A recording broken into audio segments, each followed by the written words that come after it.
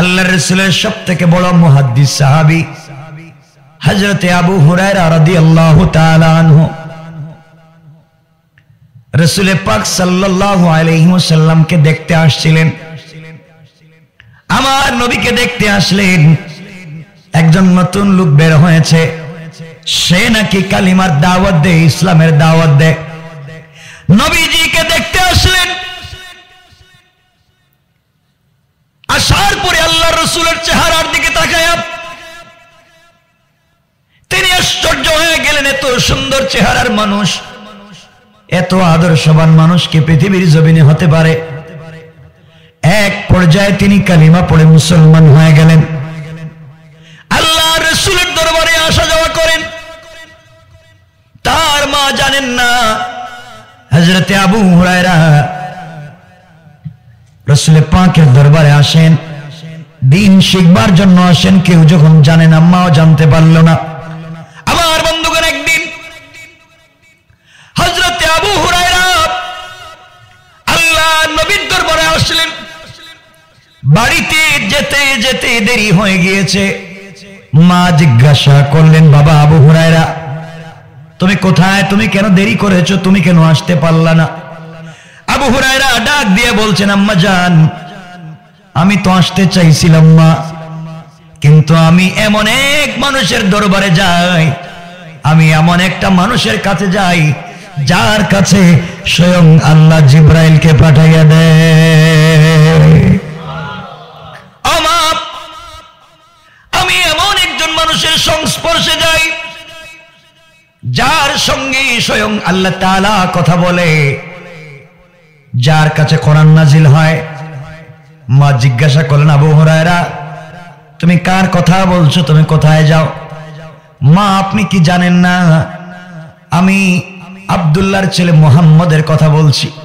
দুনিয়ার মানুষ তাকে গালি দেয়, তাওহীদ আর রিসালাতের কথা বলবার কারণে গালি দেয়।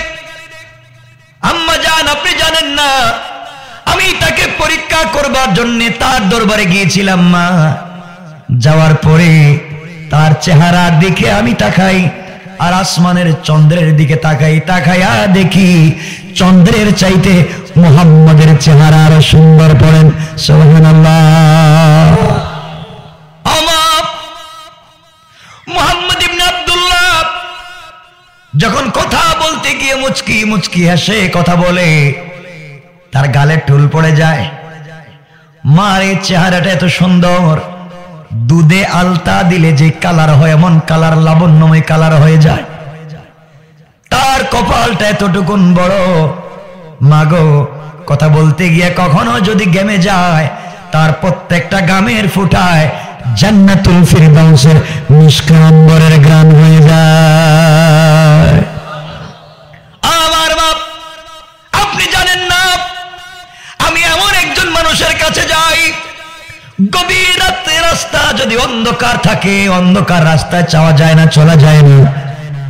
এই অন্ধকার রাস্তায় যদি মুহাম্মদ মুচকি হাসে আর তার দাঁতের অগ্রভাগ সামনের দাঁত বের হয়ে যায়, এই দাঁতের আলোতে অন্ধকার রাস্তা আলোকিত হয়ে যায়। সুবহানাল্লাহ বলেন না। আমার আম্মা জান, আমি এমন একজন ব্যক্তির কাছে যাই মা, যে যুবক যখন রাস্তায় বের হয়ে যায়, মারে আসমানের মেঘমালা তাকে ছায়া দিতে থাকে। রাস্তার পাথর দাঁড়াইয়া দাঁড়াইয়া সালাম দে, সাপ তাকে সালাম দে, গুই সাপ সালাম দে, বাঘ তাকে সালাম দে। দুনিয়ার এমন কোন জিনিস নাই দেখলাম না যে জিনিস মুহাম্মদ ইবনে আব্দুল্লাহকে সম্মান দেয় না। আমি তার প্রেমে পাগল হয়ে গিয়েছি মা। এত চমৎকার আদর্শের একটা মানুষ দুনিয়ার জমিনে আমি আর দেখি নাই। মারে, আমার ফিরতে দেরি হয়েছে, আমি তার দরবারে গিয়ে কালিমা পড়ে মুসলমান হয়েছে। পড়েন সুবহানাল্লাহ। আমার মা, আপনি জানেন না মুহাম্মদ ইবনে আব্দুল্লাহ কে? আপনি জানেন না দুনিয়ার জমিনে এত সচ্চরিত্রবান ভালো মানুষ আমার জীবনে আর দেখি নাই। মা এই কথা শুনে আবু হুরায়রাকে মারলেন, পিটালেন আর বললেন, বাবারে তুমি শেষ পর্যন্তই নতুন ধর্মে যিনি আবিষ্কারক সেই মুহাম্মদের কাছে যাও। আঘাত করলেন ছোট্ট মানুষ আবু হুরায়রা। আল্লাহ রাসূলের কাছে যাওয়ার কারণে মা তাকে আঘাত করলেন। আবু হুরায়রা বলছেন, আম্মা জান, তুমি আমাকে আঘাত করতে পারো, দেশ থেকে বের করে দিতে পারো, কেটে টুকরা টুকরা করে দিতে পারো, দুনিয়ার জমিন থেকে বিদায় করে দিতে পারো, সমুদ্রে ভাসাইয়া দিতে পারো, আগুন দিয়ে জ্বালাইয়া ফেলতে পারো। আম্মা জান, আপনাকে একটা কথা বলছি মা, আপনি শুনেন। আমি যেই দরবারে যাই আপনি আমাকে হত্যা করতে পারেন, জীবনে বেঁচে থাকতে কোনোদিন মুহাম্মদের কদম ছেড়ে দেওয়া যায় না। সুবহানাল্লাহ পড়েন। আমার মা, আপনি আমাকে আঘাত করেছেন, মা হিসাবে নির্যাতন মারতে পারেন, আঘাত করতে পারেন, কিন্তু আমি মুহাম্মদকে ছেড়ে দিতে পারি না। মায়ের আঘাতপ্রাপ্ত হওয়ার পরে চোখের পানি মুছে মুছে ছোট্ট আবু হুরায়রা ঘর থেকে বের হয়ে দৌড়তে লাগলেন, বিশ্ব নবীর দরবারে পৌঁছে গেলেন। আমার নবীর কাছে গিয়ে বললেন, ইয়া রাসূলুল্লাহ, ইয়া হাবিবাল্লাহ, আল্লাহর পয়গম্বর, আমি আপনার দরবারে এসেছি কিছু কথা বলবার জন্য। নবীজি বললেন, আবু হুরায়রা, কান্না করো কেন, কি হয়েছে? আবু হুরায়রা ডেকে ডেকে বলছেন, পয়গম্বরে আরবি, আমি আপনার দরবারে আসি এই জন্য আমার মা আমাকে আঘাত করেছেন। আল্লাহর পয়গম্বর বললেন, আবু হুরায়রা, তুমি কি আমার কাছে নালিশ করতে এসেছো? তুমি কি আমার কাছে বিচার দিতে এসেছো মায়ের বিরুদ্ধে? মা আঘাত করেছে, পৃথিবীর কারো ক্ষমতা নাই মায়ের বিচার করবার। মা শুধু মাই হয়, মায়ের মতো পৃথিবীর আর কোনো জিনিস নাই, মায়ের বিচার কেউ করতে পারে না। আবু হুরায়রা, তোমার মা তোমাকে আঘাত করেছে, আমি বিচার করতে পারবো না। আবু হুরায়রা বলছেন, পয়গম্বরে আরবি, ওগো আল্লাহর রাসূল, আমি আপনার কাছে আসি নাই মায়ের বিরুদ্ধে নালিশ করার জন্য, বিচার দেওয়ার জন্য, আমি এসেছি আপনি একটু হাত উঠে দোয়া করেন আমার মায়ের হিদায়াতের জন্য। আমার বিশ্বাস আপনি যদি আমার মায়ের জন্য দোয়া করেন, আমার বিশ্বাস আল্লাহ তাআলা আপনার হাতকে ফিরাইয়া দিবে না। আগো পয়গম্বরে আরবি, আমি জান্নাতে যাব, আমি আপনার দরবারে আসতে পেরেছি, নবুয়তের দরবারে আসতে পেরেছি, আর আমার মা জাহান্নামে যাবে, বরদাস্ত হয় না মা। ওগো আল্লাহর পয়গম্বর, বরদাস্ত হয় না, আমার মা যেন জান্নাতি হয়। আপনি আমার মায়ের জন্য একটু দোয়া করেন, হাত উঠায় দোয়া করেন। আল্লাহর পয়গম্বর বলেন, আবু হুরায়রা, দোয়া করলে কি হবে? আবু হুরায়রা বললেন, পয়গম্বরে আরবি, আপনি যদি আমার মায়ের হিদায়াতের জন্য দোয়া করেন, আমার বিশ্বাস আপনি যদি হাত উঠাইয়া দেন, আল্লাহ তাআলা কোন সময় আপনার হাতকে ফিরাইয়া দিবে না। পড়েন সুবহানাল্লাহ, আল্লাহু আকবার বলেন। কষ্ট হচ্ছে আপনাদের? 12টা হয়ে যেতেছে না কি? সংক্ষেপ করে দেব? কষ্ট হচ্ছে আপনাদের? আলোচনা অনেক লম্বা বিষয়টা না। আমার বন্ধুগণ, কি বলতে চাই শোনো। আল্লাহর পয়গম্বর বলেন, আবু হুরায়রা, তুমি আমার পাশেই বসে যাও, আমি যখন হাত উঠাইয়া তোমার মায়ের জন্য দোয়া করবো, আল্লাহুম্মা হদি উম্মা আবি হুরায়রা, আল্লাহ আবু হুরায়রার মাকে তুমি হিদায়াত দাও, তুমি আমিন আমিন বলবে। হযরতে আবু হুরায়রা বলছেন, পয়গম্বরে আরবি, আমি আমিন বলবো। আমার বন্ধুগণ, আল্লাহর পয়গম্বর হাত উঠাইলেন আর দোয়া করতে লাগলেন, আল্লাহুম্মা হদি উম্মা আবি হুরায়রা, আল্লাহ তুমি আবু হুরায়রার মাকে হিদায়াত দাও। পিছনে তাকায়া দেখেন রাসূল আবু হুরায়রা নাই। আবু হুরায়রা দোয়া ছাইড়া দৌড়তেছে আর দৌড়তেছে। আল্লাহর পয়গম্বর আবু হুরায়রার মার জন্য দোয়া করেন, আর আবু হুরায়রা দৌড়ায়। রাস্তায় যাওয়ার পরে কিছু সাহাবীর সঙ্গে দেখা, হযরতে কেউ বলেছেন ওমরের সঙ্গে দেখা, কিছু সাহাবী ডাক দিয়ে বলছেন, আবু হুরায়রা দৌড়াও কই? কাপড় টান দিয়ে ধরেছেন, জামা টান দিয়ে ধরেছেন, আর বলছেন, আবু হুরায়রা দৌড়াও কই, কোথায় যাইবা? আবু হুরায়রা বলছেন, আমাকে দৌড়াইতে দাও, ও আমার ও সাহাবীরা, আমাকে দৌড়তে দাও। আমি দৌড়তে চাই, আমাকে দৌড়তে দাও। সাহাবীরা বলেন, আবু হুরায়রা তুমি শান্ত শিষ্ট যুবক তরুণ, তোমাকে কোনোদিন দৌড়াতে দেখিনি, তুমি কেন এইভাবে দৌড়াও, কি হয়েছে? আবু হুরায়রা বলছেন, আমাকে দৌড়াতে দাও, আমি দৌড়ে দৌড়ে বাড়িতে যেতে চাই, বাড়িতে গিয়ে দেখতে চাই আমি আগে দৌড়ে দৌড়ে বাড়িতে পৌঁছতে পেরেছি নাকি আমি যাওয়ার আগে আমার নবীর দোয়া বাড়িতে পৌঁছে গিয়েছে। আল্লাহু আকবার। আমি জানতে চাই আমার দোয়া কি বাড়িতে পৌঁছে গিয়েছে, আমার রাসূলের দোয়া কি বাড়িতে পৌঁছলো না আমি পৌঁছলাম? কি হয়েছে? আবু হুরায়রা ডেকে বললেন, কিছু হয় নাই, আমার মায়ের জন্য বিশ্বনবী দোয়া করেছেন হেদায়েতের জন্য, আমি রাসূলকে এতটুকু বিশ্বাস করতে জানি, আমি চাই আমি দেখবো আমার রাসূলের দোয়া বাড়িতে গেল কিনা। আবু হুরায়রা দৌড়ে বাড়িতে গিয়ে দরজায় নক করলেন আর ডাক দিয়ে বললেন, মা দরজা খোলো। ঘরের ভিতর থেকে আওয়াজ আসলো, কে দরজা খুলতে বলছো? আবু হুরায়রা বলছেন, আম্মা জান আমি আবু হুরায়রা, দরজা খুলে দাও। আব্দুর রহমান দরজা খুলে দাও। মা বলছেন, বাবার একটু অপেক্ষা করো, দরজা খুলে দিচ্ছি। হযরতে আবু হুরায়রা বর্ণনা করছে, আমি বুঝতে পারলাম ওই সময় আমার মায়ের কণ্ঠ এত নরম আর দুর্বল হয়ে গিয়েছে, মায়ের কণ্ঠ থেকে আর শিরকিয়তের আওয়াজ পাওয়া যায় না। কিছুক্ষণ পরে আমার আম্মা জান দরজা খুলে দিলেন। আমি দেখি আমার মা বুড়ি মানুষ, মাথার চুলগুলা সাদা, চুল থেকে টপ টপ করে পানি পড়তেছে। জিজ্ঞাসা করলাম, আম্মা জান আপনি সন্ধ্যাবেলা গোসল করতে গেলেন কেন? আমার মা আমাকে ডেকে বলছেন, আবু হুরায়রা আমি গোসল করে পবিত্র হয়ে রেডি হয়ে আছি, তোমাকে আঘাত করবার পর অনুশোচনা হলো, সত্যি তো মোহাম্মদ খারাপ কোনো মানুষ না, মোহাম্মদকে গোটা জিন্দেগি থেকে চিনি, তার মতো ভালো মানুষ আর হতে পারে না, আমার ছেলে তো খারাপ জায়গায় যায় নাই, ভালো মানুষের সংস্পর্শে গিয়েছে, কেন আমি আঘাত করলাম? বাবারে তুমি যাওয়ার পরে না জানি আমার দিলের ভিতরে একটা ঠান্ডা হাওয়া লেগে গিয়েছে, আমি আর দেরি করতে চাই না, আমি গোসল করে পবিত্র হয়ে বসে আছি, এই মুহূর্তে তুমি আমাকে নিয়ে চলো বিশ্বনবীর দরবারে, আমি এই মুহূর্তে কালিমা পড়ে মুসলমান হয়ে যেতে চাই। আল্লাহু আকবার বলেন।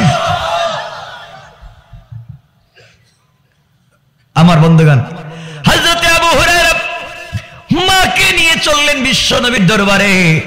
নবীজির কাছে গিয়ে বলছেন, ইয়া রাসূলুল্লাহ, ইয়া হাবিবাল্লাহ, পয়গম্বরে আরবি, আমার মাকে নিয়ে এসেছি, তিনি কালিমা পড়ে মুসলমান হতে চান। নবীজি বললেন, পড়েন, আশহাদু আন্না ইলাহা ইল্লাল্লাহু ওয়াহদাহু লা শারীকা লাহু ওয়া আশহাদু আন্না মুহাম্মাদান আবদুহু ওয়া রাসূলুহু।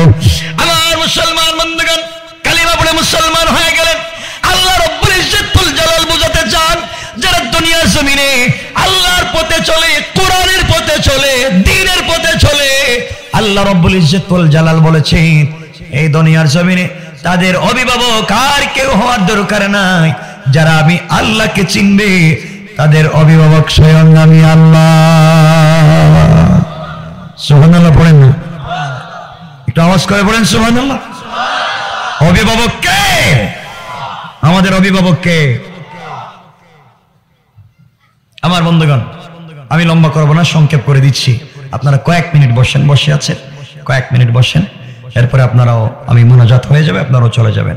আমার বন্ধুগণ, এজন্য সকল কাজে আমরা যদি আল্লাহকে স্মরণ রাখতে পারি, সকল কাজে, কথাটা ভালো করে মনোযোগ দিয়ে শুনবেন, সকল কাজে আমরা যদি আল্লাহর আনুগত্য প্রকাশ করতে পারি, আমাদের জিন্দেগির সকল সেক্টরে আমরা যদি আল্লাহকে অনুসরণ করতে পারি, আল্লাহ বলছেন, গোলাম কথা দিলাম তুই দুনিয়া আমাকে মনে রাখবে, আমি আখিরাতে তোকে মনে রাখবো।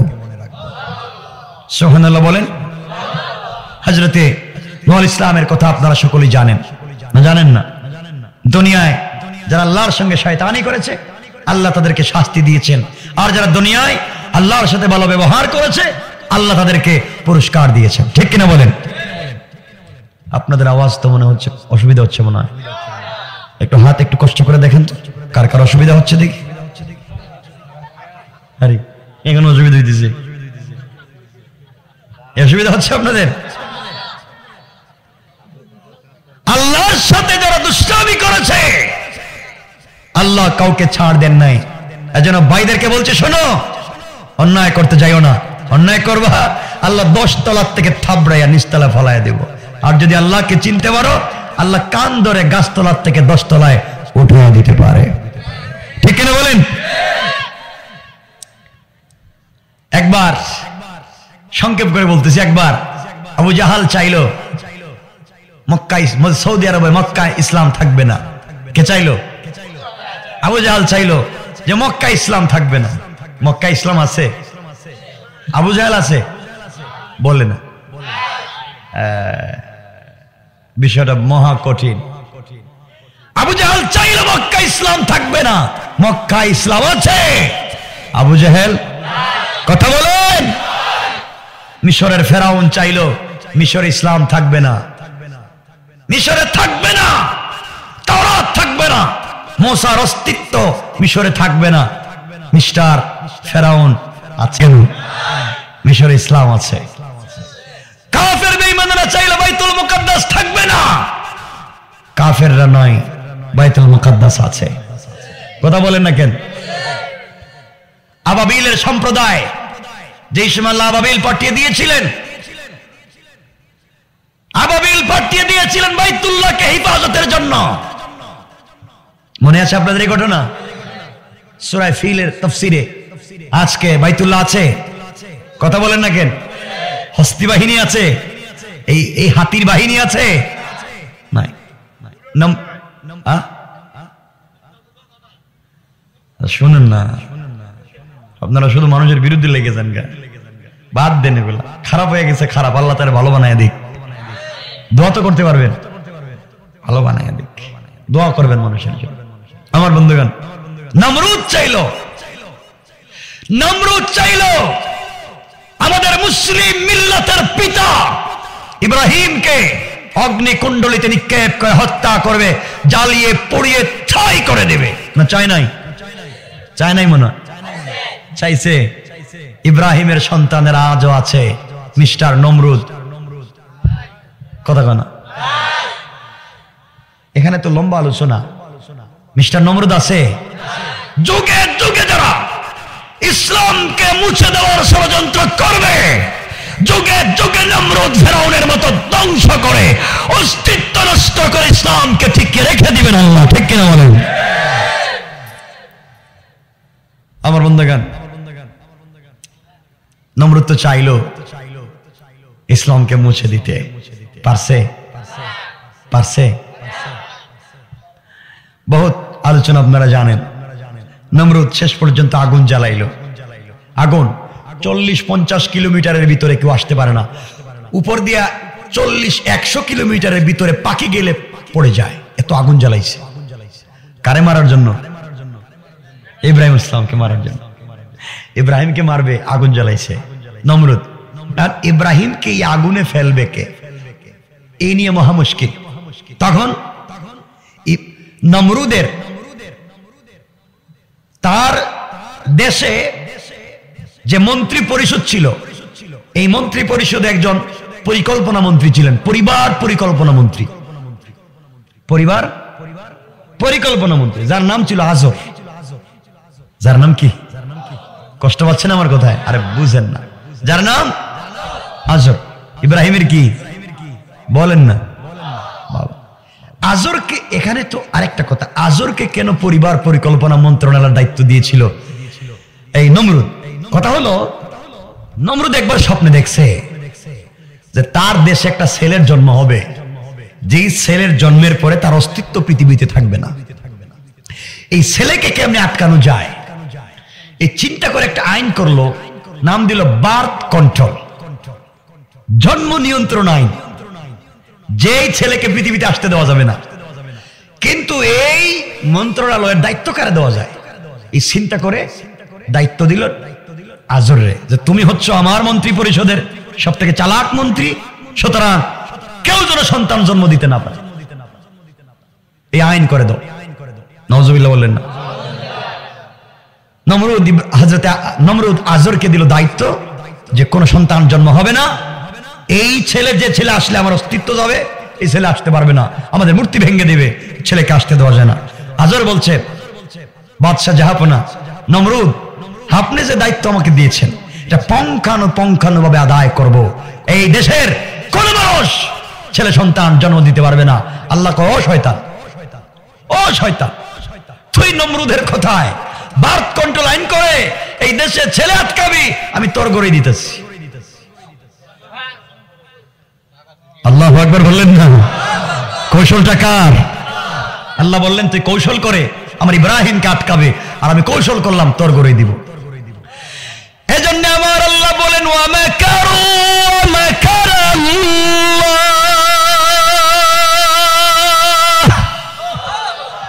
ওয়াল্লাহু খায়রুল মাকিরিন।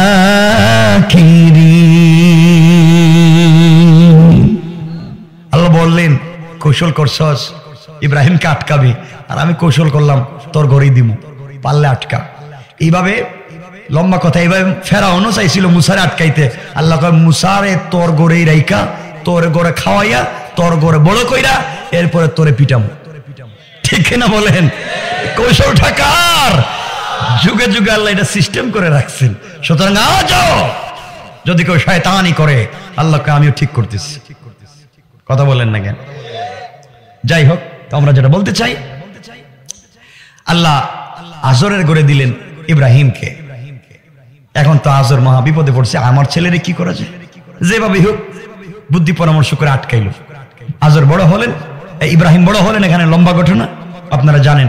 ইব্রাহিম বড় হইয়া দেখে তার বাপ বড় হচ্ছেন তো ইব্রাহিম ইসলাম, বাপ মূর্তি বানায়। কি বানায়? মাটি দিয়া পুড়াইয়া মূর্তি বানায়। তো ইব্রাহিম একদিন জিজ্ঞাসেন, আব্বা এটা কি করেন? খুদা বানাইতেছি। খুদা? খুদা বানানো যায়? কই তো বানাইতেছি। কেন? বাজারে বিক্রি করার জন্য। করে আল্লাহ, খুদাও বাজারে বিক্রি হয়? কাহে বিক্রি হবে আমাদের খুদা? ইব্রাহিম ইসলাম তো চিন্তায় পড়ে গেলেন, খুদা যদি বিক্রি হয়ে যায় কিনবো কে? খুদাও দেখি বেচা কিনা। নাউজুবিল্লাহ বললেন না? একদিন সকালবেলা ঘুম থেকে উঠে দেখেন পূর্ব দিগন্তে চমৎকার সূর্য উঠেছে। তিনি বললেন, এই অন্ধকার রাতকে কাটিয়ে এত সুন্দর আলোকিত হয়েছে দুনিয়া, তাহলে সূর্যই মনে হয় খুদা। ইব্রাহিম ইসলাম সূর্যকে মনে করলেন খুদা। কিন্তু সন্ধ্যা হওয়ার পরে সূর্য ডুবে গেল। তিনি বললেন, না না, যেটা ডুবে যায় সেটা আমার আল্লাহ হতে পারে না। তার কমন সেন্স ছিল, জেনারেল নলেজ ছিল না, কমন সেন্স, আল্লাহ প্রদত্ত মেধা। তিনি বুঝলেন না না। সন্ধ্যার পরে চন্দ্র উদিত হলো তারকা নিয়ে। ইব্রাহিম বললেন, হ্যাঁ এখন বুঝতে পেরেছি, এই যে খোদা, কি সুন্দর চন্দ্র, আর পাশে তার মন্ত্রী পরিষদ, তারকা। ঠিক আছে, কত সুন্দর আলোকিত করলো। সকাল হলো, সব ডুবে গেল। তিনি বললেন, না, এগুলা সব ভুয়া, আমার আল্লাহ কোনোদিন ডুবতে পারে না। সুবহানাল্লাহ কন না কেন? আল্লাহু আকবার বলেন। তার চিন্তা এমনই ছিল। একদিন আজর কষ্ট হচ্ছে না তো আপনাদের? আমি আবার কষ্ট দিয়ে কথা বলি না। আজর বলছে, বাবা তুমি তো বড় হয়েছো, তুমি খুদাগুলারে বাজারে নিয়ে বিক্রি করো। আব্বা আমি কি বাজারে বিক্রি করতে পারি? নিয়ে যাও। ইব্রাহিম কিন্তু দিলের ভিতরে তামান্না, আমি আল্লাহকে পেতে চাই। টুকরি তো চিনেন, টুকরি বলেননি আপনারা? কি বলেন? যেটাই বল, কি বলে? টুকরি। এক টুকরি মূর্তি নিচে মাথায় বাজারে বিক্রি করার জন্য যাইতেছে। রাস্তায় গিয়া মূর্তিগুলারে নামাইছে মাথা থেকে, নামাই একটা নদীর পাড়ে গেছে, নদী থেকে চুবাইতেছে, পানিতে ডুবাইতেছে আর তুলতেছে। তুমি খুদা, তুমি একটু দেখো কেমন লাগে। পানিতে ডুবাইতেছে আর তুলতেছে। আচ্ছা কোন তো মাটির খুদা বারবার পানিতে দিলে কি হাত পা থাকে? কোনটার হাত পাকছে, কোনটার পা ভাঙছে, কোনটার নাক নাই, কোনটার নাকের সেন্টার নাই, কোনটার দেড়বেটারি হয়ে গেছে, মানে অবস্থা একবারে খারাপ। সবগুলারে আবার টুকরিতে উঠাইয়া বাজারে নিয়ে গেছে বিক্রি করার জন্য। পাবলিক এই পাগল, এগুলা কি কেউ কিনবে? কিনবে না কেন? ওইটা মাথা নাই, হাত নাই, পাও নাই, এগুলো নিয়ে কোন লাভ? আমি কি করবো? এরা খালি মারামারি করে, এরা বড় খারাপ খোদা। পাবলিক কই কি একটাও মূর্তি বিক্রি হয়নি, সবগুলোর আবার মাথায় নিচ্ছে। বাবার কাছে এসে কাঁদতেছে, আব্বা আব্বা কই কান্দোস কেন? কই কান্দিব না মানে এই যে মূর্তিগুলো আমার মাথায় দিচ্ছ, হে কয় আমি বড়, ও কয় আমি বড়, হে কয় আমি বড়, আমার মাথার উপরে মারামারি শুরু করে দিছে। এ কয় আমি বড়, ও কয় আমি বড়। আমি চিন্তা করলাম বাপ এরা যে বড় বড়কে মারামারি লাগাইছে, বাবা আমি নিচে ছাইড়া দিছি, এরা মায়ের করে একটার হাত ভাঙছে, একটার পা ভাঙছে, এটার মাথা ফাটাইছে। অবাক হয়, এগুলা কি মারামারি জানে? হাত পা কি আর ভাঙতে পারে? এরা তো কথাই বলতে পারে না, এদের তো জীবন নাই, এরা কেমনে মারামারি করলো? ইব্রাহিম বলছে আব্বাজান শোনো, যেই মূর্তি মারামারি করতে পারে না, যারা নিজেকে নিজে রক্ষা করতে পারে না, তারা আমার খোদা হতে পারে না, এগুলো সবগুলো শয়তান। ঠিক কেন বলেন? আজর করে বাবা এটা দিকে আমার ঘরে, এটা তো আমার ঘরেই দেখতেছি। শেষ পর্যন্ত নমরুদের কাছে গিয়ে বলছে আজর বাদশা যাবো না। কি হয়েছে? ও ইব্রাহিম তো কিছু বুঝে না, উল্টা পাল্টা করতেছে। তো কেন? হের রব নাকি সব, আপনারা রব মানতে চায় না, আমার কাছে নিয়ে আসো। তো ইব্রাহিম ইসলামকে নিয়ে যাওয়া হয়েছে নমরুদের কাছে। নমরুদ বলছে শোনো ইব্রাহিম, তুমি আমাকে খোদা মানো না, আপনি তো আস্তা বেহুদা। মানে কি? তোর বাপ আমাকে খোদা মানে, তুমি মানো না কেন? কয় নমরুদ তুমি যদি খোদা হইবা, তোমার নাকের সেন্টার ঠিক নাই কেন? তোমার পাওয়ার রেল লাইনের মতো ফড়া ফড়া কেন? আর তুমি এত কালো কেন?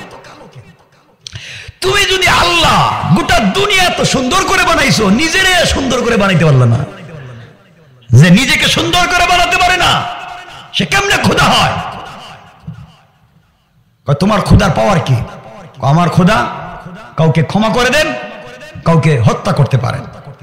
নমরুদ দুইজন লোককে ধরে আনছে জেলখানা থেকে, আইনে একজনকে ছেড়ে দিছে, এই যে আমি ক্ষমা করে দিলাম, আরেকজনকে হত্যা করে ফেলেছে। তোমার রব হত্যা করতে পারে, আমিও পারি। তোমার রব মাফ করে দিতে পারে, আমিও পারি। নগদ বুঝাইয়া দিল। ইব্রাহিম বলছেন থ্যাংক ইউ। কি বলছেন? মানে বললাম কি আমি, তাদের ভাষা কি ছিল? থ্যাংক ইউ, খুব চমৎকার করেছেন আপনি, আমার আল্লাহর মতো একজনকে ক্ষমা করে দিয়েছেন, একজনকে ছেড়ে দিয়েছেন। নমরুদ তুমি যদি আল্লাহ হও, আজকের সূর্য কিন্তু পশ্চিম দিকে উঠে দিব। কি মনে করেন ট্যাবলেট কটা খাওয়া লাগবে এখন? নমরুদ চিন্তা করতেছে তা আবার কোন বিপদে পড়লাম, এখন তো মহাবিপদ, সূর্য তো আমার কথা শুনবে না। তোমাকে ছাড়াছাড়ি নাই, সূর্য আজকে উঠে এই ছাড়বা। নমরুদ কয় আপনার একটু মিটিং আজকে মুলতবি, সবাই যান, ইব্রাহিম থাকো। ইব্রাহিম আছেন, সব বের হয়ে গেছে। এখন ইব্রাহিম রেখো বাপ তোর পায়ে ধরি, আমার আর বিপদ ভালাইস না, আমার সব বাইরে গেছে, আমি যে দুর্বল কোন জায়গায় সব ধরা পড়ছে, আমার বিপদে ফালাইস না। ইব্রাহিম বলছেন বিপদে শুধু ফালাইতাম না, তুমি কালিমা পড়ো, নাইলে খবর আছে। আল্লাহু আকবার বললেন না? এখন ইব্রাহিম নমরুদের আসল কাহিনী বুঝতে পারলেন। ইব্রাহিম ইসলাম চলে আসছেন। আমার মুসলমান বন্ধুগণ গভীর মনোযোগ, আল্লাহর পয়গম্বর মুসলিম মিল্লাতের পিতা ইব্রাহিম আলা নবিয়্যিনা আলাইহিস সালাতু ওয়াস সালাম চলে আসলেন। এবার নমরুদ সবাইকে নিয়ে পরামর্শে বসলো কি করা যায়। সবাই পরামর্শ দিলেন ইব্রাহিমকে তো হত্যা করা লাগবে, কিন্তু পরিবার পরিকল্পনার মন্ত্রীর ছেলে চাইলে কি মারা যায়? কথা বলেন না কেন? মারা যাবে না, তাহলে কি করা যায়? কেউ পরামর্শে বুঝতে পারলেন না। এমন সময় মিস্টার শয়তান হাজির হয়ে গেল, নমরুদকে পরামর্শ দিলেন নমরুদ, ইব্রাহিমের ঈমান যদি হারা করতে হয় একটা কাজ করতে হবে, তোমার দেশে গানের আয়োজন করো, যাত্রার আয়োজন করো, গানের আয়োজন করো, আর বিশ্বের সুন্দরী সুন্দরী নর্তকীদেরকে টাকার বিনিময়ে কিনে আনো, আনার পরে উর্ধ্ব উলঙ্গ করে, স্মার্ট করে, আকর্ষণীয় করে মেলার ভিতরে তাদেরকে ছেড়ে দাও, তারা যেন উলঙ্গ হয়, নাচানাচি করে। ওই জায়গায় যদি কোনোভাবে ইব্রাহিমকে দিতে পারেন আর ইব্রাহিম একবার তাকাইয়া দেখে, তাহলে ইব্রাহিমের ঈমান ঠিক থাকবে না, সব কাজ করানো যাবে। আমার বন্ধুগণ বুঝা গেল, আমার আল্লাহ কোরআনে কারীমের সূরা লুকমানের 6 নম্বর আয়াতে বলছেন ওয়া মিনান নাসি মান ইয়াশতারি লাহুয়াল হাদিস লিয়ুদিল্লা আন সাবিলিল্লাহি বিগাইরি ইলম ওয়া ইয়াত্তাখিযাহা হুজুয়া। আল্লাহ রাব্বুল ইজ্জত ওয়াল জালাল বললেন এই দুনিয়ার জমিনে যারা মানুষকে গান বাজনার মাধ্যমে অন্যায় অনর্থক কথাবার্তার মাধ্যমে দিন থেকে সরিয়ে দিতে চায়, ইসলাম থেকে সরিয়ে দিতে চায়, আল্লাহ বলছেন তাদের জন্য রেখেছেন আযাবুম মুহিন, যন্ত্রণাদায়ক লাঞ্ছনাকর অপমানজনক শাস্তি আল্লাহ রেখে দিয়েছেন। আল্লাহ রাব্বুল ইজ্জত ওয়াল জালাল বুঝাতে চান এই দুনিয়ার জমিনে সব সময় যারা কোরআনের বিরুদ্ধাচরণ করে আল্লাহ রাব্বুল ইজ্জত ওয়াল জালাল আরেক জায়গায় ইচ্ছা করে বলছেন কোরআনে কারীমের সূরা হামিম সাজদার 26 নম্বর আয়াতে আমার আল্লাহ বলছেন وقال الذين كفروا لا تسمعوا لهذا القرآن والغوا فيه لعلكم تغلبون। আল্লাহ রাব্বুল ইজ্জত ওয়াল জালাল বুঝাতে চাইলেন এই দুনিয়ার জমিনে কিছু মানুষ আছে যারা কোরআন শ্রবণ করা থেকে মানুষদেরকে বিভ্রান্ত করে, কোরআন শুনতে দেয় না, তাফসীর শুনতে দেয় না, শুধু যত বাধা সব তাফসীরে বাধা দেয়, কিন্তু গানে বাধাও দেয় না, টাকাও দেয়, সভাপতিও হয়। কথা বলেন না কেন? আল্লাহ বলছেন দুনিয়ার জমিনে এমন কিছু লোক আছে লা তাসমাউ লিহাদাল কোরআন, যারা মানুষকে কোরআন শুনতে দেয় না, ওয়াল গাও ফিহি, আর বলে কোরআন যেখানে আলোচনা হয় ওখানে গিয়ে তোমরা হট্টগোল করো। কথা কন না কেন? এগুলো আসেনি? আমি বলতেছি কোরআনে কারীম 24 নম্বর পারা 41 নম্বর সূরা সূরা হামিম সাজদার 26 নম্বর আয়াতে আল্লাহ বলছেন লাআল্লাকুম তাগলিবুন, শোনো ওরা ষড়যন্ত্র করছে, আমি আল্লাহ ইসলামকে যুগে যুগে বিজয় দান করব। পড়েন সুবহানাল্লাহ।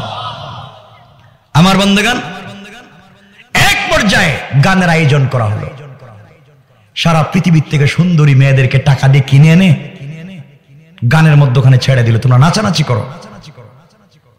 নাচানাচি হচ্ছে, আনন্দ উল্লাস চলছে। ইব্রাহিমের কাছে খবর পাঠানো হলো ইব্রাহিম গানে যাওয়া লাগবে।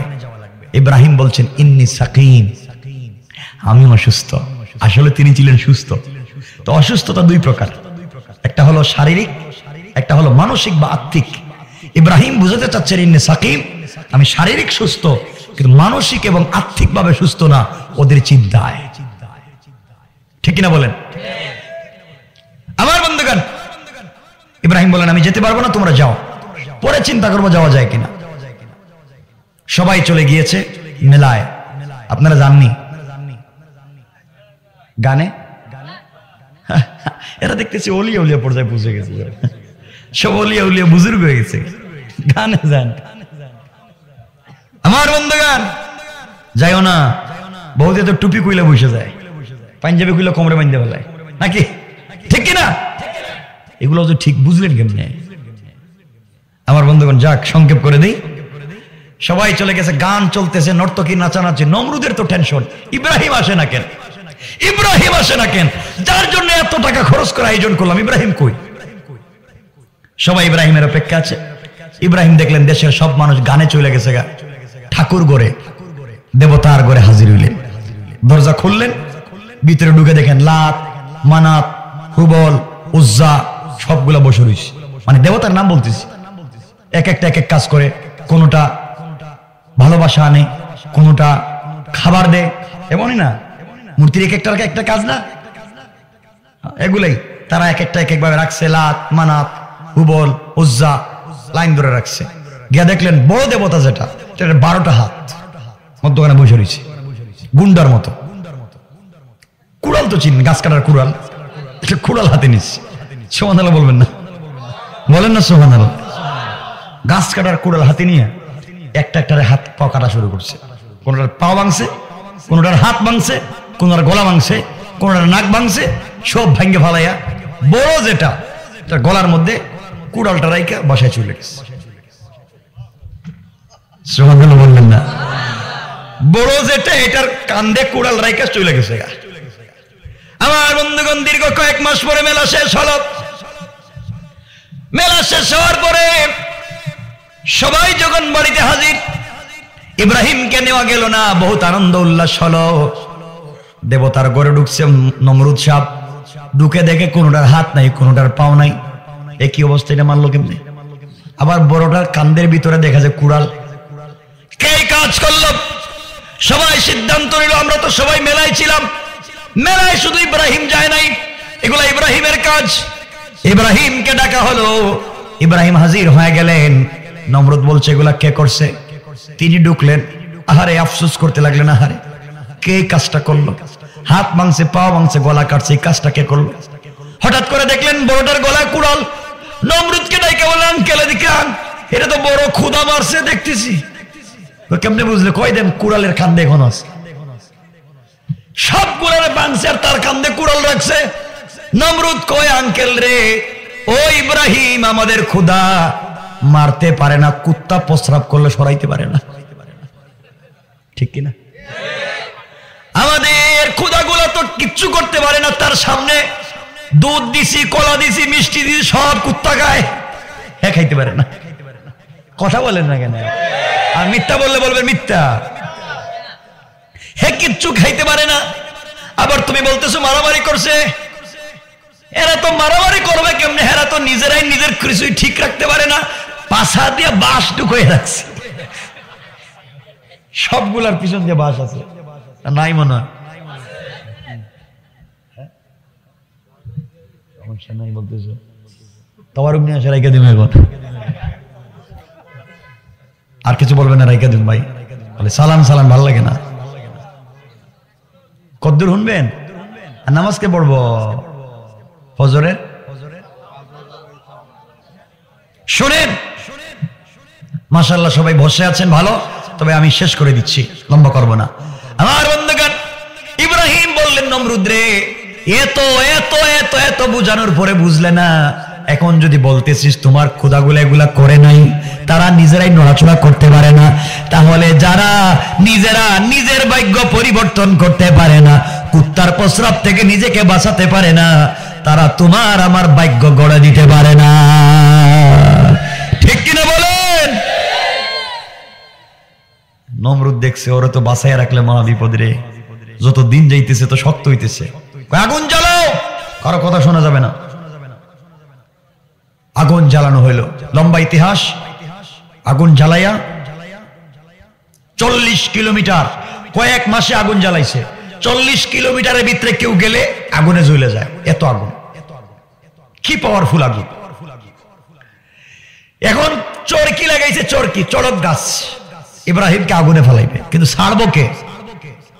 নমরুদ বলতেছে, আজর ছেলে তোমার, তুমি আগুনে ফেলাইবা।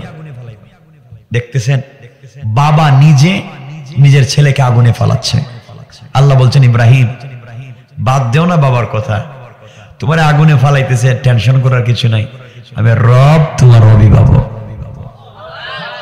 আমার আলোচনা যেটা আজকে বুঝাতে চাইছিলাম, যে আমাদের সকল কাজে অভিভাবক কে, এই জায়গায় আসতেছি।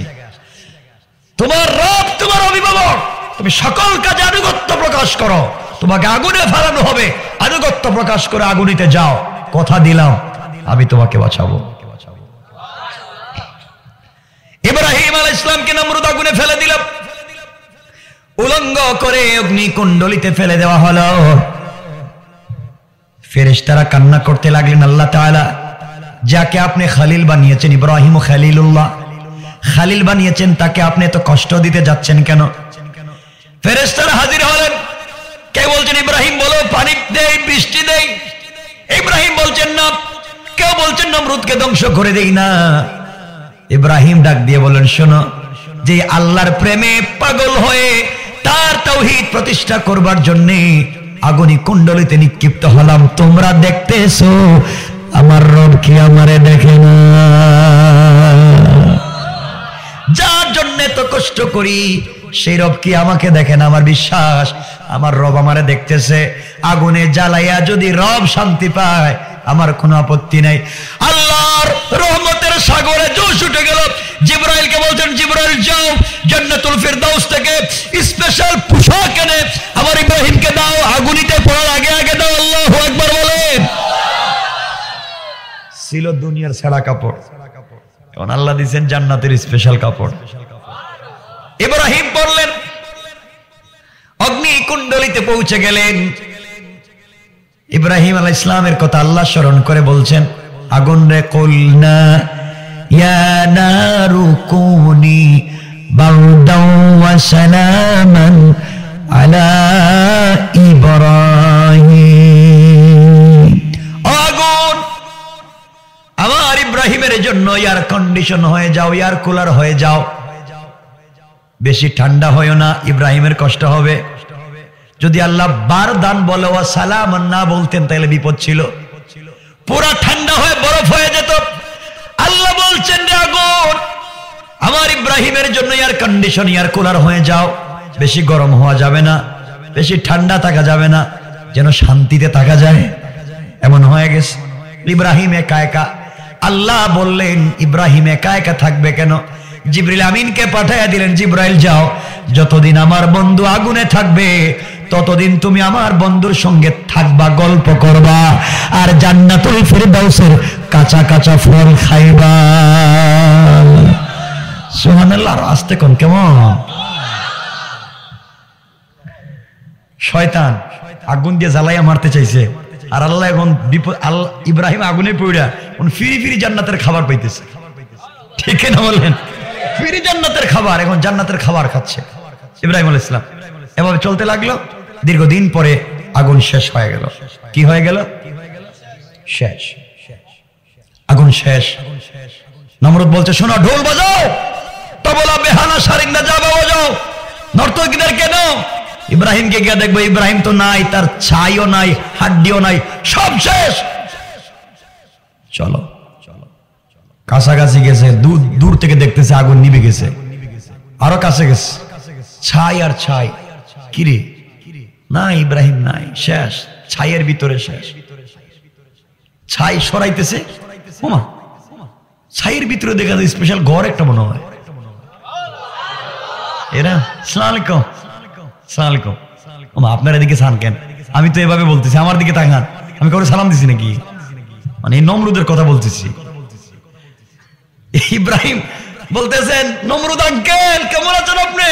করে আগুনে সব জইলা গেছে, এদিকে এখনো মরল না। মরলাম না মানে তোমার নাম ওইরা কি বইরে যাইব আমি? আল্লাহু আকবার বললেন না? আমার আল্লাহ বলছেন, ইন্না কাইদাশ শাইতানি কানা দাঈফা। আল্লাহ রাব্বুল ইজ্জত ওয়াল জালাল বললেন, কাফেররা যত কৌশল করে ওদের কৌশল আমি আল্লাহর কাছে মশা মাছির চাইতে আরো বেশি দুর্বল। পড়েন সুবহানাল্লাহ। ইব্রাহিমের তো মাথা, নমরুদের কি মাথা ঠান্ডা রইছে? এত মাসে আগুন জ্বালাইলাম, সব জ্বলে পুড়ে ছাই, আমার এত টাকা লস, হে দেখি কোনো জিন্দা হাসতেছে। আর কাপড়ও দেখতেছি একটা নতুন ডিজাইনের কাপড়, বুঝলাম না এটা বুলেট প্রুফ নাকি? Bullet proof? হ্যাঁ। এটা কি প্রুফ? Fire proof. আগুন থেকে বাঁচাবার জন্য কাপড়ের বুলেট। এখানে কি বুলেট মারছে নাকি কেউ?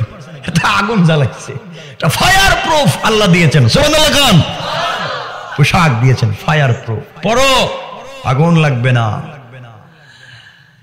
এবার নমরুদ কয়, ইব্রাহিম কি হইছে?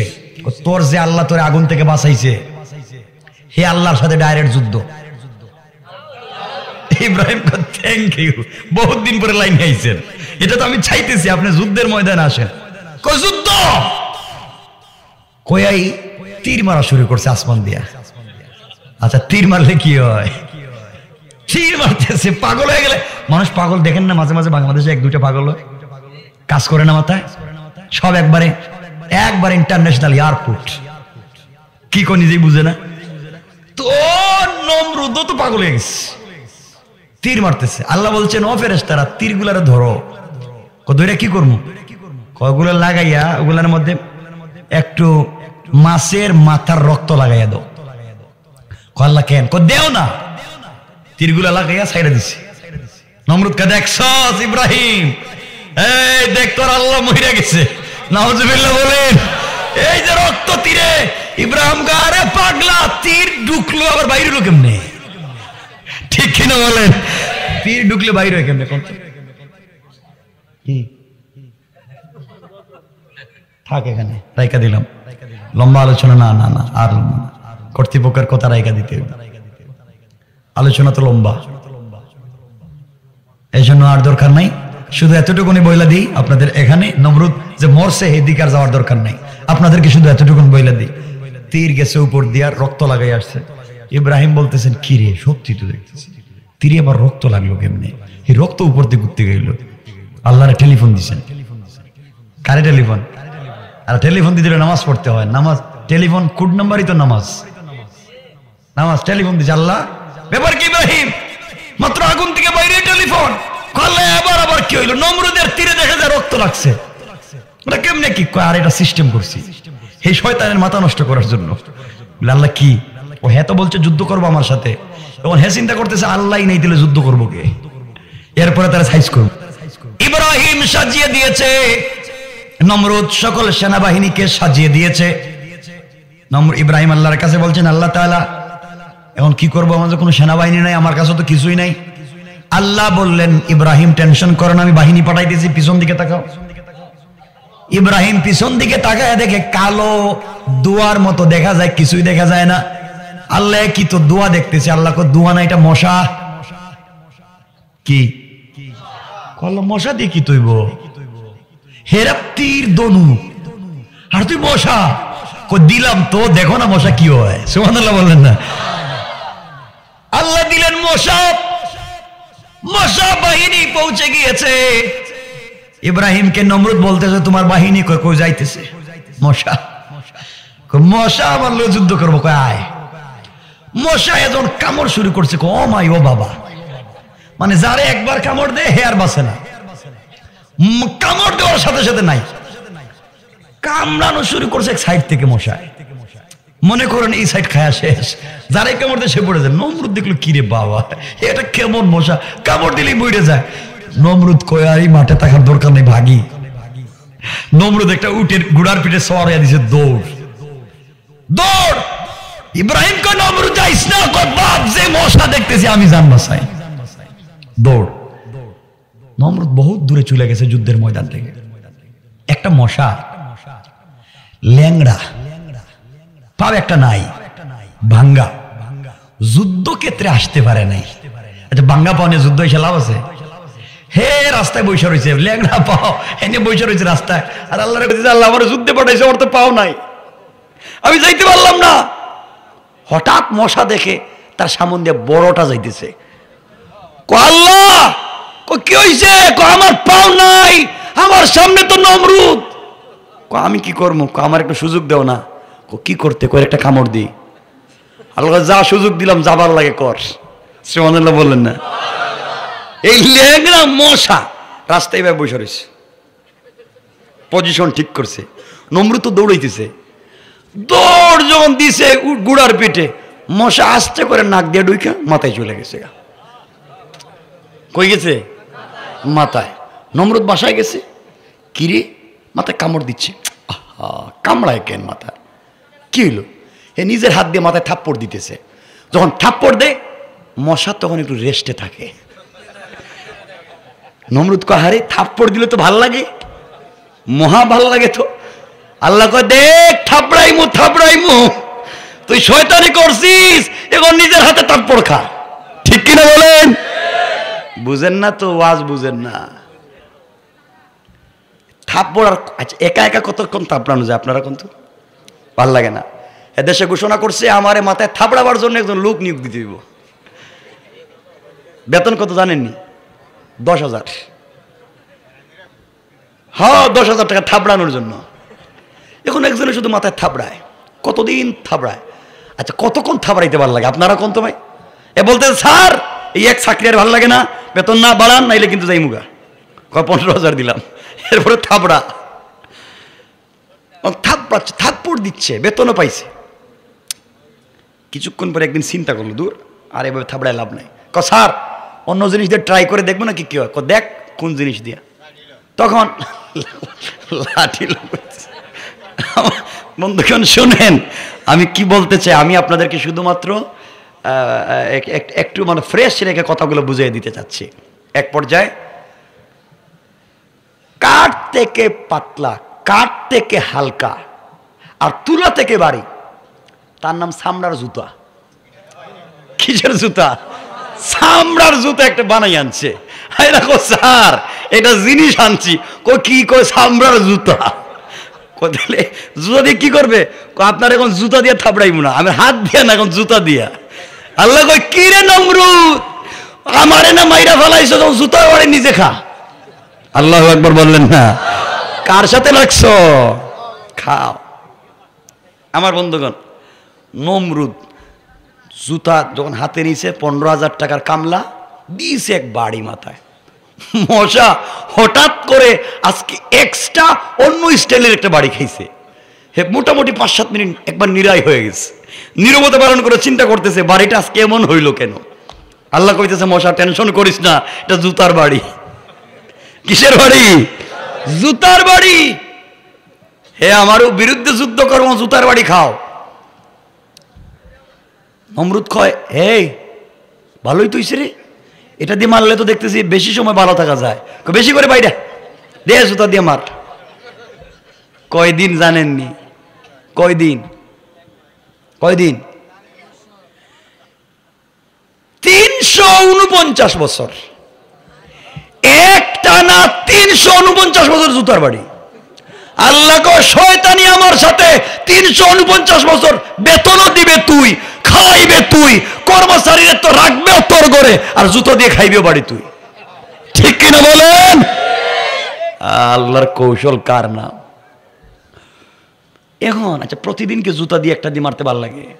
একদিন নমরুদ ঘুমাইছে, তো হে কইতেছে দূর আর কতদিন বাইরে। আপনারা চিনেন ওই যে গড়ের মধ্যে যে লাগায় দরজায়, আগে গ্রামে লাগায়, এটার নাম কি? বেন্দা। বেন্দা কি? বেন্দা, বিশাল বড় লম্বা একটা বেন্দা। বেন্দা একটা পাইছে, ওটা রয়েছে কান্দে। কয় আজকে আর জুতা দিয়ে না। নমরুদ যখন ঘুমাইছে, বেন্দা দিয়ে দিছে এক বাড়ি, মাথা ফাইটা 2 টুকরা। মশা মাথার মধ্যখান থেকে বাইরে, বন আসসালামু আলাইকুম, আমার দায়িত্ব শেষ। আল্লাহু আকবার বললেন না? চলে গেছে গা। নমরুদ তো পড়ে রয়েছে। আল্লাহ বলেন কিরে লেঙ্গড়া মশায় কাজ করে ফেলাইলো, তুমি কিছুই করতে পারলা না। সুতরাং আজও যারা এই সমস্ত অন্যায় করে, আল্লাহ এইভাবে লেঙ্গড়া মশা দিতে পারে। ঠিক কিনা জোরে কোন? আল্লাহ আমাদের হেফাজত করুন। কথা শেষ।